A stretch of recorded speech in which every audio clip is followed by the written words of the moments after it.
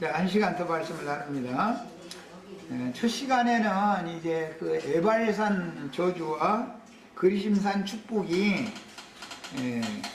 예수님이 제자들을 데리고 올라가셔서 계시해 주시는 그 산은 축복의 산이고,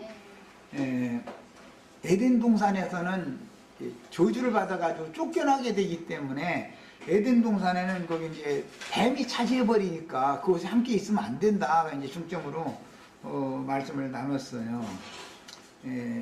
땅의 에덴은 그 완전한 에덴이 아니죠. 하나님의 그 낙원이라고 계시록에는 그렇게 번역을 했는데, 그 낙원이라는 말이 에덴이라는 말이에요. 구약 말로는.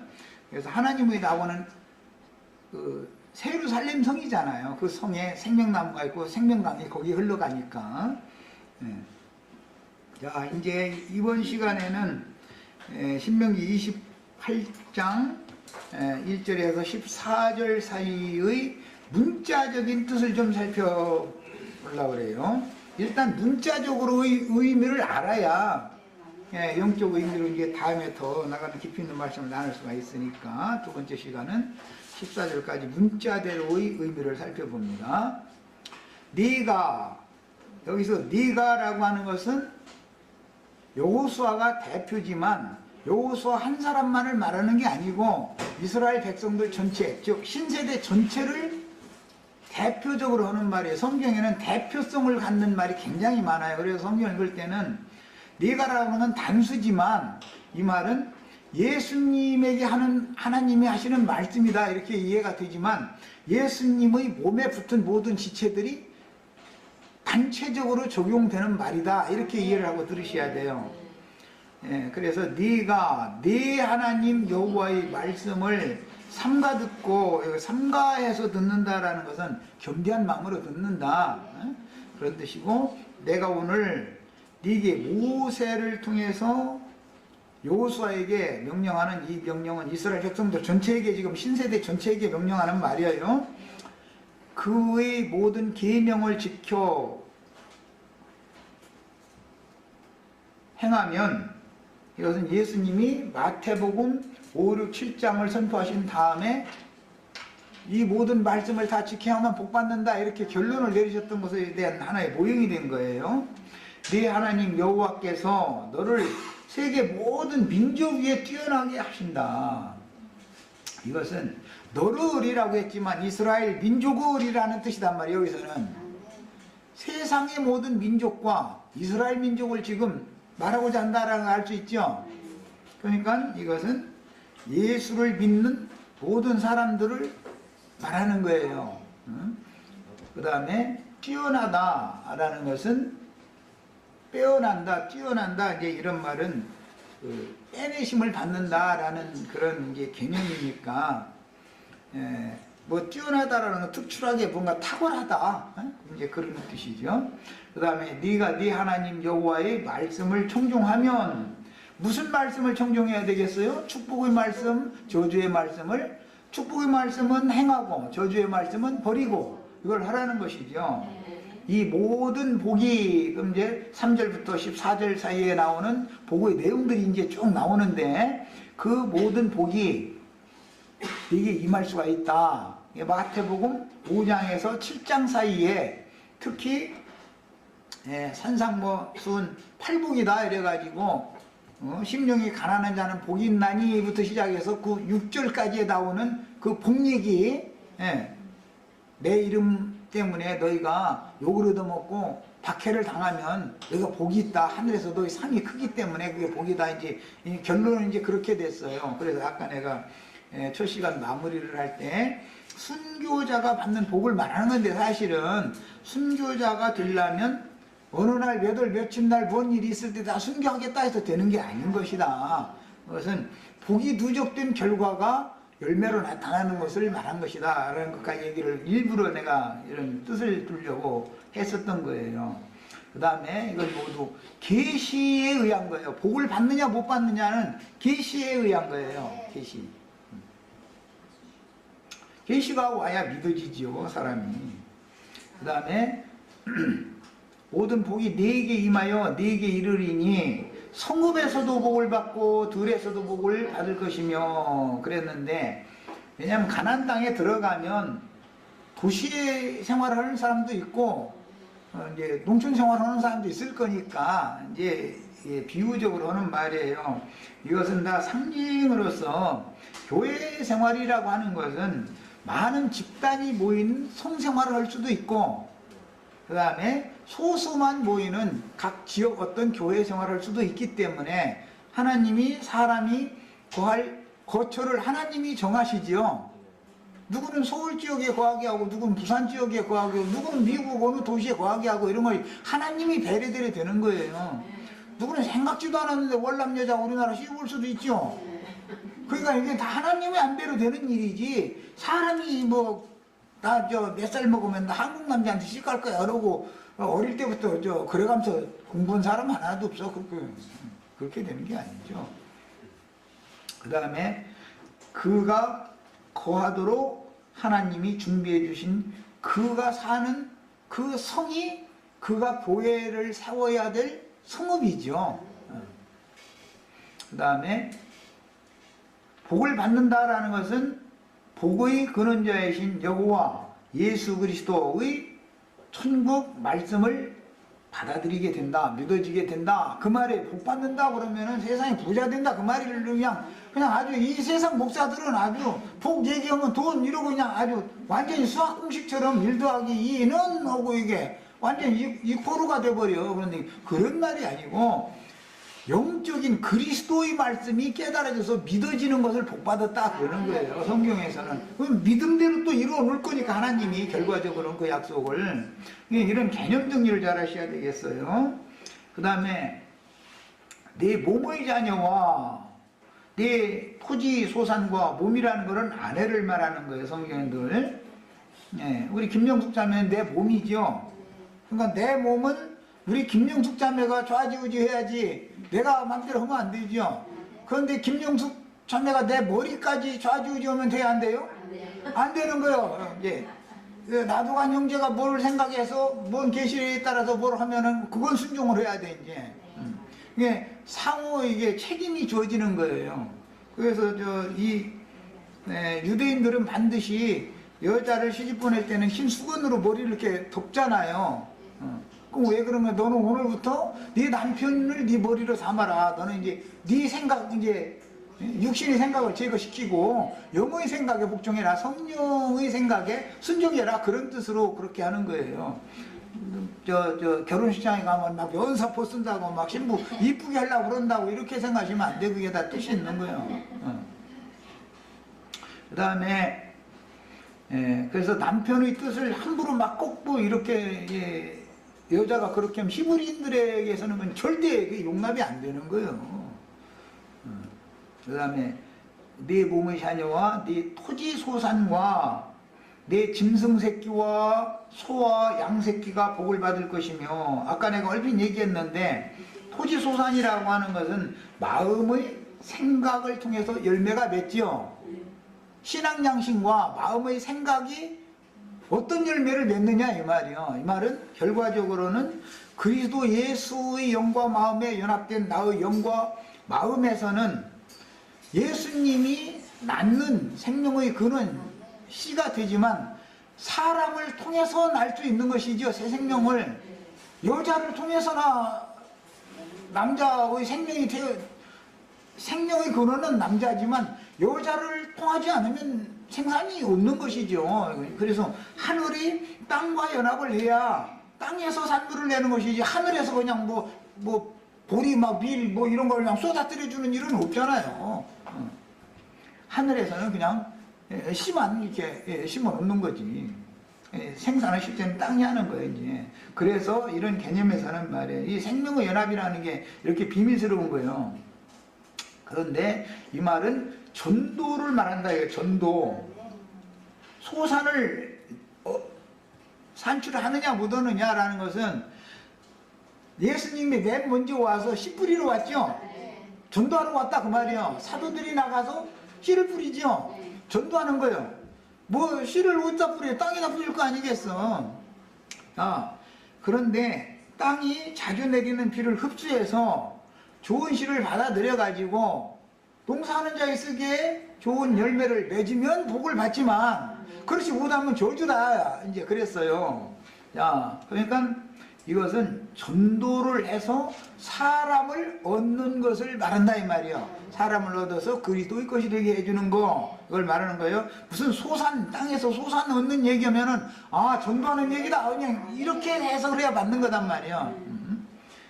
그 다음에 내 짐승 새끼와 소와 양의 새끼가 복을 받는다 그랬는데, 짐승이라고 하는 것은 들짐승도 있고 집짐승도 있어요. 그런데 크게 볼 때는 정한 짐승도 있고 부정한 짐승이 있어요. 성경에는 들짐승도 정한 짐승이 있고 부정한 짐승이 있죠. 사루, 사슴, 노루 이런 건 먹을 수 있다 그랬죠. 노아기 때. 그건 정한 짐승이니까 먹어도 된다 그러는 거예요. 만약에 부정한, 너 하이에나 잡아먹어, 사자 잡아먹어 그러면 하이에나 고기 먹는 사람 어디가 있어? 그건 안 먹죠. 육식성은 사람이 먹을 수 없다 이거예요. 초식성만 먹지. 그렇게 돼 있죠? 야, 그 이제 여기 네 짐승과 할 때는 영적으로 이걸 말하는 것은 이방 죄인들과를 말한단 말이야. 전도를 할 때 이방 죄인들에게 나가서 전도를 해서 사람을 얻으면 짐승 새끼 친 거죠. 그 사도행전 10장 11장에 보면 설명이 나왔잖아요. 베드로 보고도 이 하늘에서 그 보자기에 부정한 짐승들 가득 들어있는데 그거 이렇게 베드로 앞에 내려보내주면 너 이거 잡아먹어 그러니까 주여 그리마옵소서 나는 어려서부터 이렇게 부정한 짐승 내 입에 넣은 적이 없는데 이걸 어떻게 잡아먹냐고. 그랬는데 내가 다 거룩하게 깨끗하게 해놨으니까 너 염려하지 말고 다 잡아먹어 그랬다는 거예요. 그러니까 유대인들은 유대인 이방인을 가리는 관습이 있었지만 그걸 지금 깬다 그 말이죠. 그래서 내 짐승 새끼와 이 말은 이방인에게 전도를 해도 새끼 칠 수 있다 그 말이고, 소와 양의 새끼 이것은 정한 짐승, 제물로 드려지는 짐승이지요.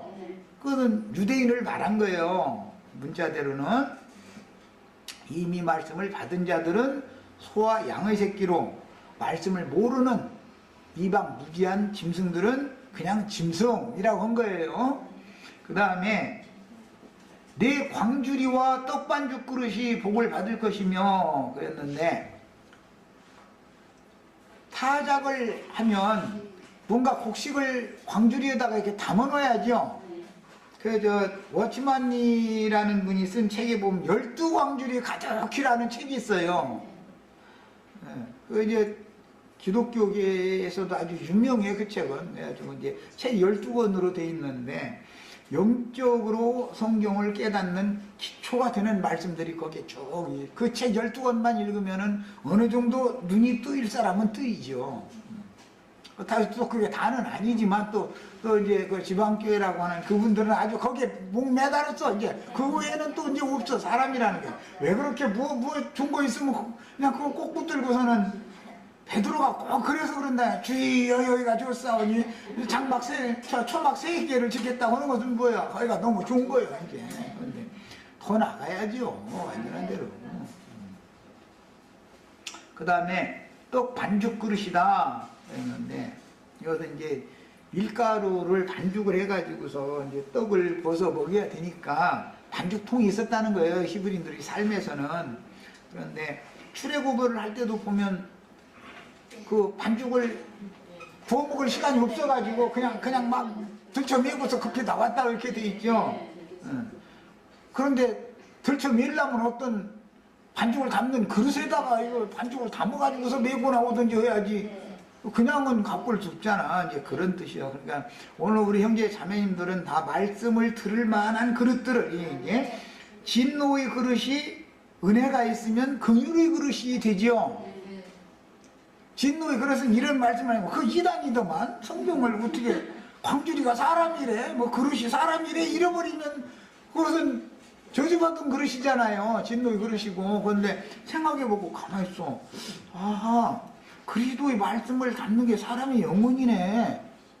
사람 속에 그리스도의 말씀이 풍성히 거해야 그게 부자지. 이렇게 깨달아가면서 말씀을 들으면은 긍휼히 그릇이잖아. 이 사람은 깨달을 수 있는 그릇이니까. 그러니까 이제 광줄이나 떡반죽 그릇이나 이런 얘기하면 복음을 받아들일 수 있는 준비가 되어져 있는 영혼들이다 그 말이에요. 요한에게 나가서 자기 죄를 자복하고 토설한 다음에 세례를 받은 세리와 장교와 보던 죄인들이 이게 떡반죽 그릇들이죠. 죄의 말씀을 받을 수 있는 그런 담을 수 있는 그릇이 된 거예요.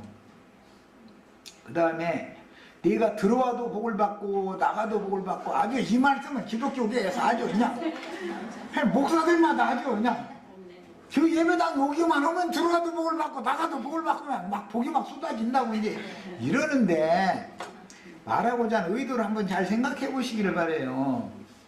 남편이 나가서 전도를 해가지고 그만 이제 나가서 전도했다 그러면 또 이해가 잘 안 되면은 회사에 나가서 군말 없이 나가서 일해가지고 뭘 물어다 줘야 아내가 살림을 하고 자식들하고 살 수 있죠.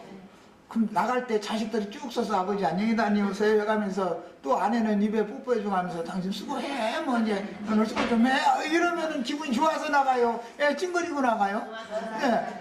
그런데 그 아내가 그거를 할 줄을 모르고 나가거나 말거나 이래버리면은 저 새벽에 한 4시, 5시에 일어나서 일찍 나가야 되는데 남편은 아내는 신발 신고 나가자마자 불 탁 꺼버려. 2발도 뛰기 전에. 그래버리면 가만히 있자. 내가 지금 돈 버는 기계인가 이 생각을 한다 이 말이에요. 그러니까 그건 나가면서 복 받는 사람이 아니죠. 나가면서 저주 받는 거지. 우리 저 자매님들은 지혜가 필요해. 남편은 힘으로 뭘 하도록 돼 있지만 일을 하도록 돼 있지만 남편은 마음대로 손아귀에도 그 주물를 줄을 모르면 그건 아내 자격이 없는 거야. 지혜롭게도 행하셔야 돼. 남편은 아내 손 안에 다 있어. 아내가 와서 막 또 남편 퇴근 시간 되면 문 열어줘서 어서 오늘 얼마나 뭐 힘든 일은 없었느냐고 조금 막 해가면서 그 콧소리도 가끔 이렇게 좀 해가면서 이렇게 오면은 피로가 싹 풀려버려. 문에 들어올 때. 그런데 오자마자 잘 왔어. 내가 좀 따질 것 좀 있고 만다 이래버리면 내일부터 내가 나가나 봐라. 이래버려. 그 지혜가 필요해. 자, 들어와도 복을 받고 나가도 복을 받는다 이 말은 전도를 하러 나가는 것은 주님이 보내시면 나가야지요. 땅끝까지 만민에게. 들어올 때 빈손으로 들어오면 안 되죠. 뭘 물어갖고 와야 되잖아. 집에 들어올 때는. 그게 영혼을 데리고 주님의 집인 교회에 데려오면 자 나가면 복 받고 들어오면서도 복 받고 나갈 때 주님이 축복해서 내보냈죠. 그냥 내보내는 법 없어요. 축복을 해서 내보냈어요. 빈손으로 오라는 게 아니야. 너 나가서 자 일 잘해가지고 뭐 갖고 내 집으로 와라. 그래서 축복해서 보낸 거예요. 그게 축복받고 나간 사람은 들어올 때도 뭘 가지고 와야 기분이 남편이 저기 가서 힘들게 대학교에서 고생했는데 빈털터리로 들어와. 그러면 고개 푹 숙이고 힘 빠져가지고 들어오고 당신 무슨 일이 있어? 오늘 무슨 일이 있어? 어쩌고 해도 아이 그만 둬 얘기하지 마. 이러면 아내도 괜히 불안하지요. 밖에서 무슨 일이 있나 싶어갖고. 이것은 세상에서도 다 뭔가 짝이 맞아서 돌아가야지. 가정이라는 게 이렇게 돌아가는 것은 상징이잖아. 주님의 집도 이와 같이 전도자들이 사도들이 나아가서 전도를 하면 뭔가를 얻어가지고 들어오면 힘이 생기지만 백날 수고를 해도 얻는 게 소득이 없어. 그러면은 힘 빠져가지고 에이 살림이고 뭐고 다 걷어치워버려. 막 이제 이 생각이 자꾸 나다 보니까 사표 괜히 써가지고 이거 넣고 다니다가 나중에 겁도 없이 가서 사표 딱 던져버리고 나서 월급만 잘 나오면 월급 밀려도 석 달 이상 안 밀리고 그냥 주면 감사한 줄 알고 살아야 되는데 내가 이거 아니면 밥 못 먹고 살겠어? 그거 뭣도 모르고 아무것도 모르고 그밖에 모르는 사람이 퇴직금 다 가지고 뭐 한다고 해가면서 큰소리 쳐가면서 나왔다가는 세상 말로 작살나. 그렇게 안 만들려면 아내가 잘해야 돼. 아내가 아내의 기술이요 이게. 예.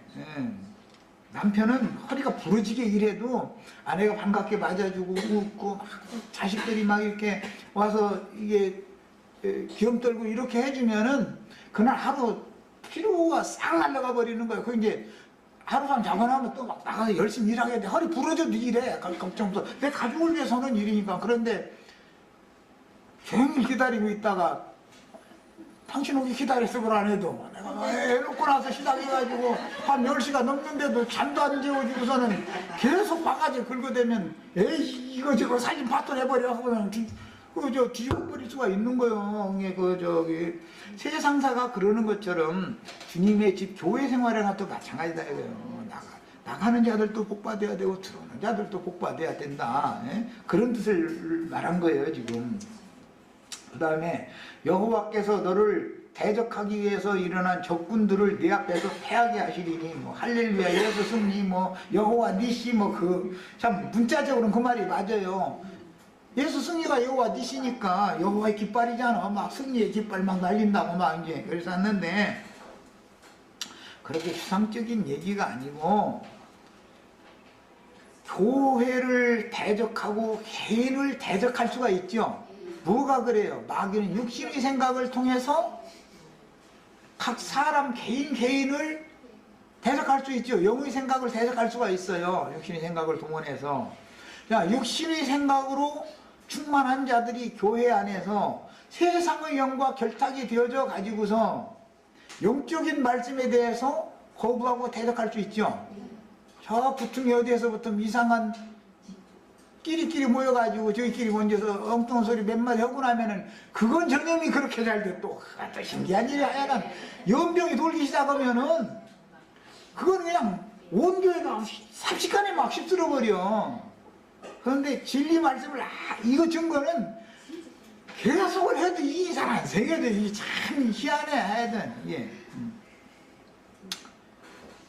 그래서 그러려면 여호와께서 우리로 하여금 승리하게 해주시려면 나의 마음과 생각을 지켜주셔야죠. 성도들 각자 교회가 이기는 자들이 교회가 되려면 믿는 이들의 생각을 마음의 생각을 주님이 지켜주셔야 된다 이거예요.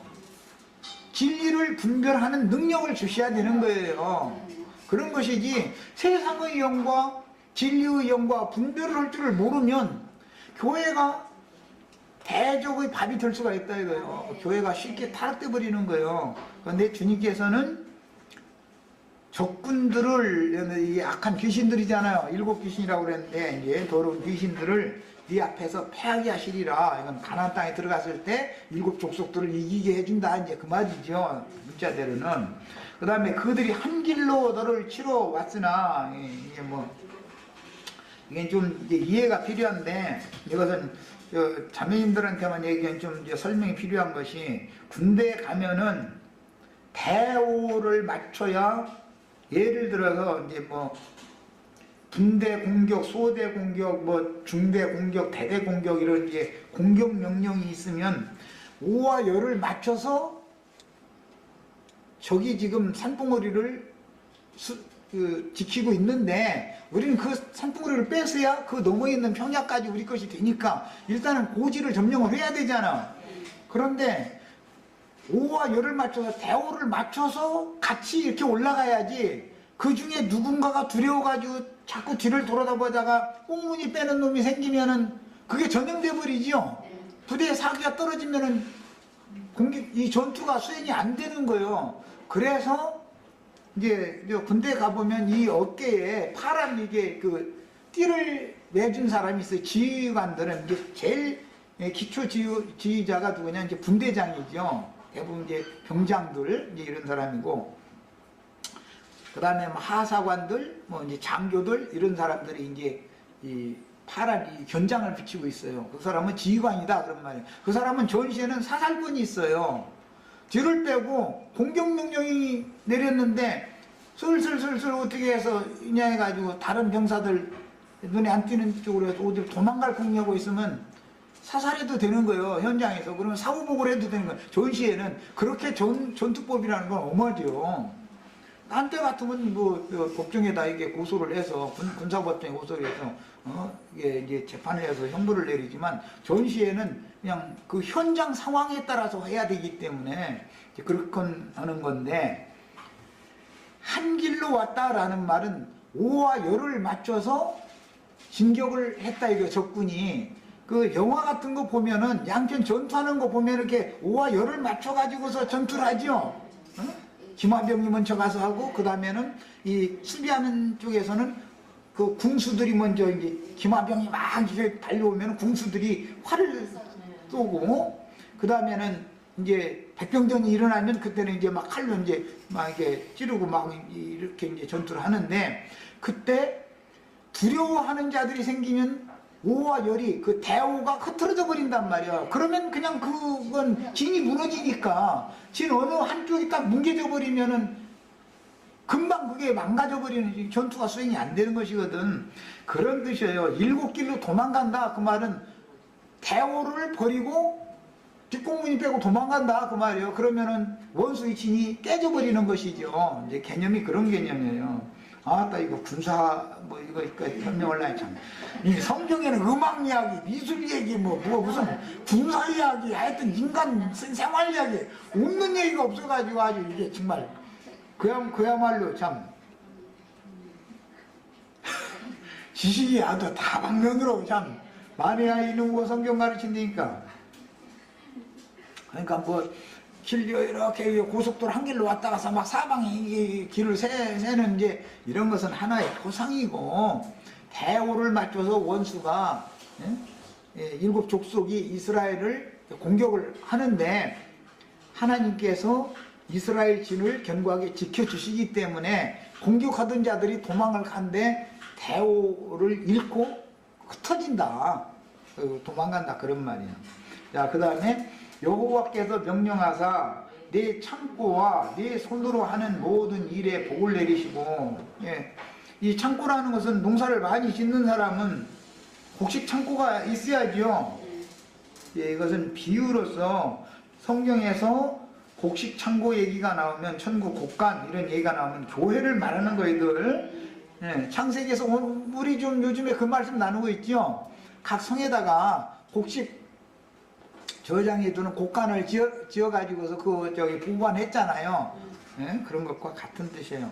이게 이 창고라는 얘기가 이제 이 말라기에서 3장 이제 10절에서 이하에 나오는데, 아따 또 기독교 그 가면은 거기 가면 내 창고에 복을 막 부을 것이 없도록 막 쌓아준다 막 이게 하여튼. 그러면 교회에 뭐 물론 성도들의 수를 채워주는 것도 당연히 되겠지만은 우선은 진리의 말씀이 풍성한 교회가 되게 해줘야 되는 것이죠. 그 다음에 내 손으로 하는 모든 일에 복을 내리시고 내 하나님 여호와께서 네게 주시는 땅에서 네게 복을 주신다. 하는 모든 일에 복을 주신다라는 것은 교회 생활이 너무 행복한 교회 생활을 하게 해준다라는 말이죠. 육신적으로 보면 사람이 손으로 뭔 일을 해야 소득을 얻으니까 하는 말이지만, 교회 생활을 하는데 정말로 감추인 만나 비밀한 말씀들을 풍성하게 공급하는 그런 하나님의 사자를 만나가지고 그 입을 통해서 감추인 모든 비밀들을 모든 진리 가운데로 인도를 받는 것이 제일 큰 복을 받는 거예요, 이게.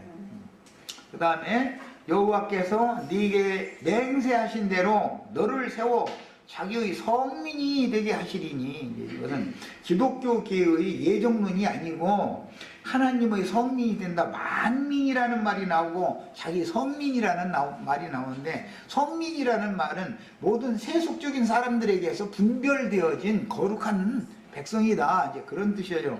그래서 이런 말이 베드로전서 2장 4절 5절 거기에 나왔죠. 거룩한 백성이 되어라. 거룩한 집을 세우는, 신령한 집을 세우는 거룩한 백성이 되어라 그랬어요. 그 다음에 이는 네가 네 하나님 여호와의 명령을 지켜 그 길로 행할 것이다. 여기 그 길로, 여호와의 길이라는 건 뭐냐? 생명길이죠. 생명길 있으면 사망길이 당연히 있겠죠. 이걸 생각을 하셔야 돼요.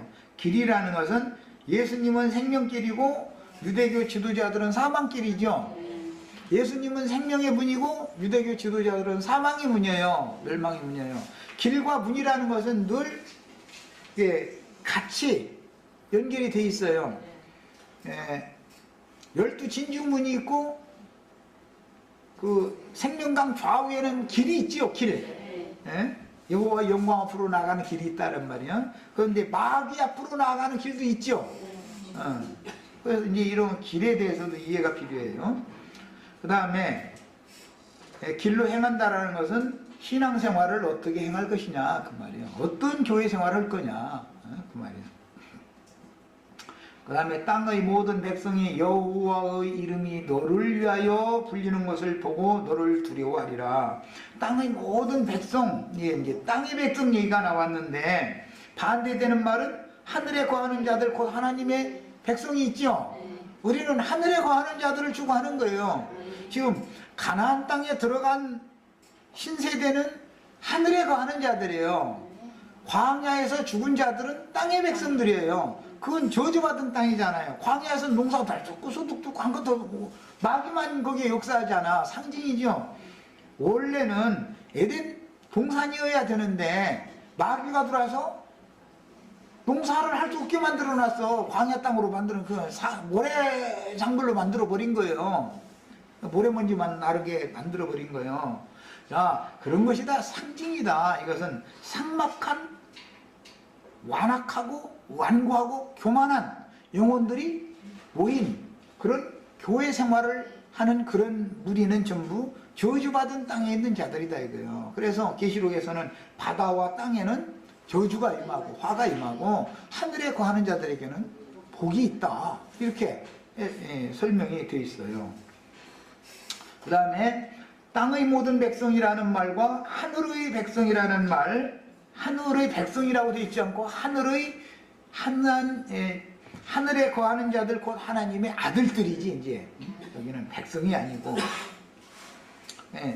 여호와 이름이 너를 위하여 불리는 것을 보고 너를 두려워하리라.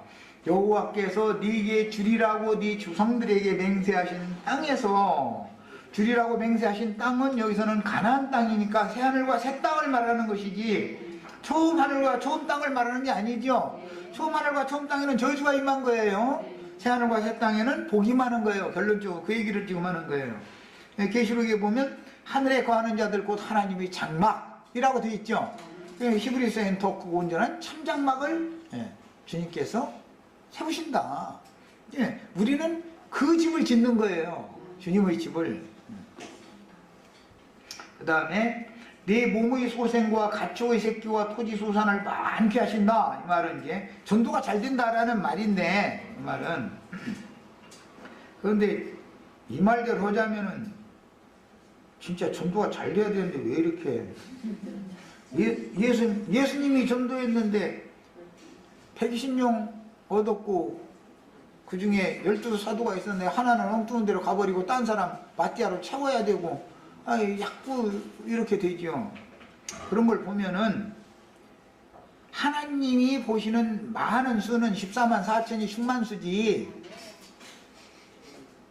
그 세대의 사람 숫자가 어떤 예배당에 많은 걸 지금 말하는 게 아니죠.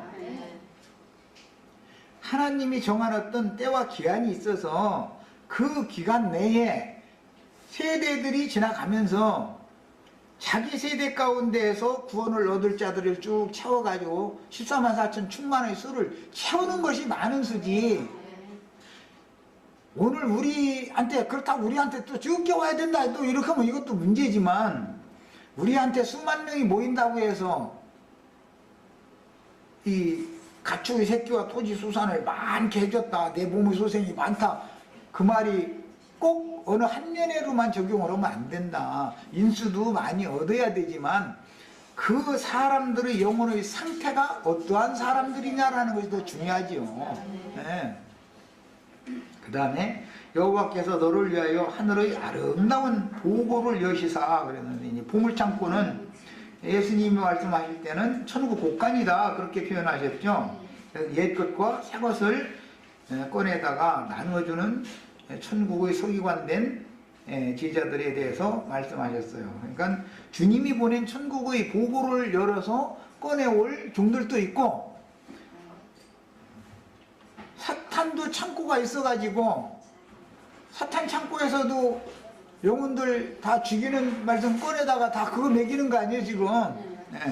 이런 것도 이제 이해가 필요했고요.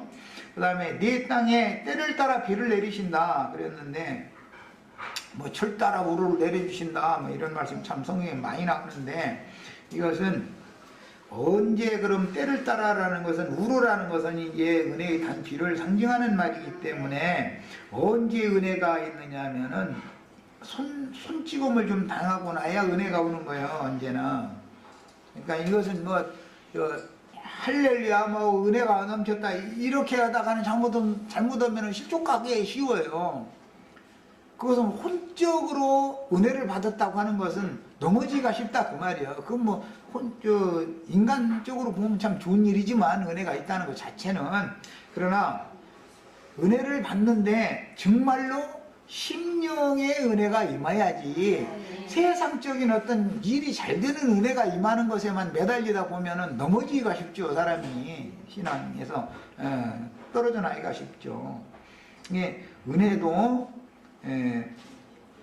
하늘이 줄 사람에게 주셔야 되는 것이지, 하늘의 은혜를 받지는 못하고 마귀가 값없이 준 것도 은혜지요.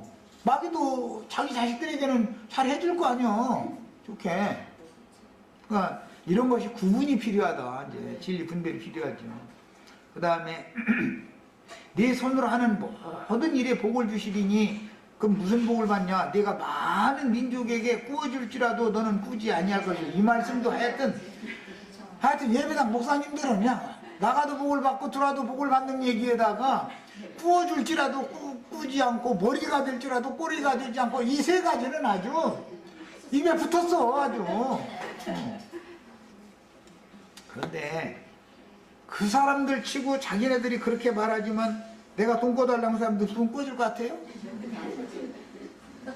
저희 쓰기도 무질하다고 그래. 저희는 그냥 뭐 옛날 말이 있어. 99석 가진 사람이 1석 가진 사람 보고 그거 내놓으라고 되는 거야. 왜 그러냐고 그러면 다 100석 채우게 그런다는 거예요. 그게. 저희는 집도 막 뭐 50평 아파트, 막 100평 아파트 이런 데 살아가면서 막 화장실 3개 있니? 화장실을 몇 개? 요새 그거 물어보더만 또. 아니 화장실이 몇 개거나 말거나 왜 그걸 물어봐? 그게 복받은 기준이야? 화장실 많은 것이? 그럼 난 속으로 그런 말 듣고 나서 저 사람들 속에 똥이 얼마나 들었으면 똥살짜리 같은 생각을 까난 그 생각했네.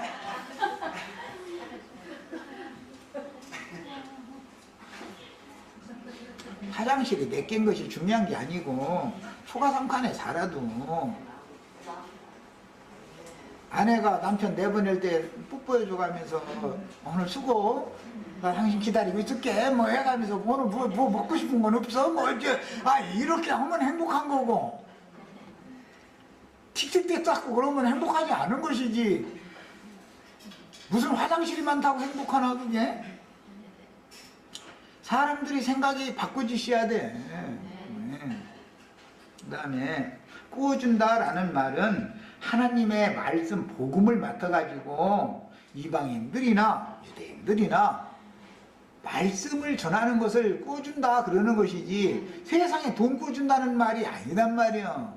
예배당 목사님들 자기 친척한테도, 친척이 가난하면 돈 안 꿔줘. 지 돈 싸놓고도. 저희 화장실 많은 집에서 살면 화장실 없는 집에서 살지 마. 우리 집 들어와 살으라고 해야 맞지. 자기 친척이면 남도 아니고 그러면. 그런데 저주받아서 그런다 잃어버리지. 그게 인간도 아니야. 아유 이제 이런 얘기 할 필요도 없어. 구워주는 얘기만 하면 돈 구워주는 얘기만 생각을 하고 있어. 신약 성경에 보면은 자칭 지혜롭다 하는 자들보다 더 지혜롭게 행한 신약 사도들 얘기 나오죠. 구약의 일꾼들은 구워주면은 이자는 받지 말으려고 돼 있거든, 동족에게는. 그런데 이자를 얼마나 갖다 막 그냥 비싸게 막 고리대고 뭐를 했는지, 그 신약의 제자들은 이자 다 탕감해 준다는 거예요. 탕감. 그러니까 그 구워주는 재산이 내 주인에게 얼마를 구웠느냐 이렇게 물어보죠. 그러면 그 구워준 것이 주님의 것인데 주님은 말씀을 맡긴 것을 말하는 거지. 주님이 주머니에다 돈 가지고 다니다 제자들 보고 이거 몇십억씩 이렇게 주었다는 말은 아닐 거 아니요. 예수님이 무슨 놈의 세상 돈이 많아서 제자들한테 돈을 그렇게 많이 줘가지고서 구워주고 돈 꿔주고 다니라고 그랬겠어. 그 사람이 뭔 생각을 해봐야지. 하나님의 말씀을 주님이 맡기고 나서 천국의 보고에 들어있는 말씀을 예수님의 영과 마음에서 나오는 주 입으로 나오는 말씀을 제자들에게 맡기고 나서 너는 내가 너희한테 거저 값없이 줬으니까 너희도 가서 그냥 이자 받지 말고 그냥 거저 줘. 그랬다는 거예요. 그게 꾸어주는 거예요. 예. 괜히 돈 꾸어주는 얘기 하지도 말라고 그래. 너는 꾸지 아니할 것이오 라는 거. 유대인들은 하나님의 말씀을 맡은 것이 이방인과 다른 점이지요. 그러니까 그 사람들은 말씀을 그들이 맡았으니까 그들은 이방인들한테 가서 구원은 줄지언정 이방인들한테 뭘 구워다 쓰겠어. 하나님이 이 유대인들이 하나님이었는데 지금 그 말이에요. 우리 모든 믿는 성도들은 이방 아직 복음을 모르는 자들에게 구워주러 다니셔야지요. 자꾸 가난한 자들 다 먹고 살게 해주셔야지. 여호와께서 너를 머리가 되고 꼬리가 되지 않게 하시며. 이 말씀 다 했더니 머리도 양쪽에 머리가 있어. 음녀의 머리도 있죠. 바다에서 올라온 짐승의 열뿔머리도 있죠. 그러니까 그 짐승머리 되려고 하지 말고 교회의 머리는 그리스도죠. 야, 그리스도께 속한 성도들이 되어져야 머리가 되는 것인데, 머리가 된다라는 것은 으뜸이라는 말로서 디오드레베와 같은 머리가 되는 것을 원하는 게 아니고 천국의 모든 권세와 능력을 가지고 있는 그 사람이 사실은 머리다 그 말이에요. 섬기는 자가 오히려 큰 자가 된다는 거잖아요. 그런데 이런 말씀도 어떻게 해석을 하는데 음녀의 머리 되는 것을 그렇게 죽으를 해. 또 우리한테서 했던 나 얘기할 필요도 없는 일이네. 또 생각이 나네. 땅에서 이미 다 왕노로 돼버린데 그냥 이미 도대체 성경을 어떻게 해석을 하는 거예요? 현세에 우리는 종으로서, 그리도 종으로서 섬기는 자로 충성스럽게 봉사를 잘 하면 오는 세상에서는 윗자리에다가 상석이 앉혀주겠다. 그거 약속이지. 현세에서 왕노릇하고 현세에서 머리노릇하는 사람이 어떻게 오는 세상에 가서 왕노릇을 해. 그 예배당 목사들이나 하는 소리지. 현세에서도 다 저희가 왕노릇하고 나서도 다 주님 나라가 이루어지면 영광의 면류관도 저희가 쓰고 영광이 오지 않는 데잖아 저희만. 그러면 아니 뭐야 그럼 우리는 그럼 뭐야 그럼 우리는 억울해서 그 말이라고 하는 소리야 그게. 사람들이 양심이 있어야지. 그 다음에 위에만 있고 아래에 있지 않게 하시리니 너는 오직 너는 내가 오늘 네게 명령하는 네 하나님 여호와의 명령을 듣고 지켜 행하라. 이것은 이제 마태복음 아까 우리 읽을 때 계시를 보여주신 다음에 행하라 그랬죠. 그러니까 행하기 전에 계시를 따라 행하여 믿음 안에서 성령으로 행하는 것을 말하는 것이지 사람의 생각을 가지고 뭘 하고 말고 그런 걸 말하는 게 아니에요. 뭐 헌금 많이 내가지고 큰 예배당 짓고 다 좋은 얘기예요. 다 좋은 얘기지만 그 예배당 크게 짓느라고 그 예배당에 나오는 불쌍한 가난한 사람들 들들 못 가가지고 그러고 집이나 제펴달라고 해서 그러고 뭐 요즘에는 교회 팝니다라는 신문 광고 그렇게 많이 쏟아져가지고 뭐 저 신문에 보니까 법정에서 파는 거 뭐라고 지금 경매로 교회당들이 경매로 그렇게 많이 나온다네 이놈 뭐고. 그러니 성도들 들들 볶아가지고 헌금 뜯어내다 그거 모지라니까 이제 집집이라 해가지고 그러다 보면 경매로 넘어가면 그 집이 다 은행 것이 되어버리고 집 잡혀준 신자들은 이제 길거리 남게 되잖아. 이 짓을 하고 눈 하나 끔찍 안 해. 그런 짓거리 하지 말라는 거예요. 그런 짓거리 하면 저주받는다 그 말이야. 내가 둘째 시간 여기까지 해서 마칩니다. 왜 이렇게 하지 말라는 거야.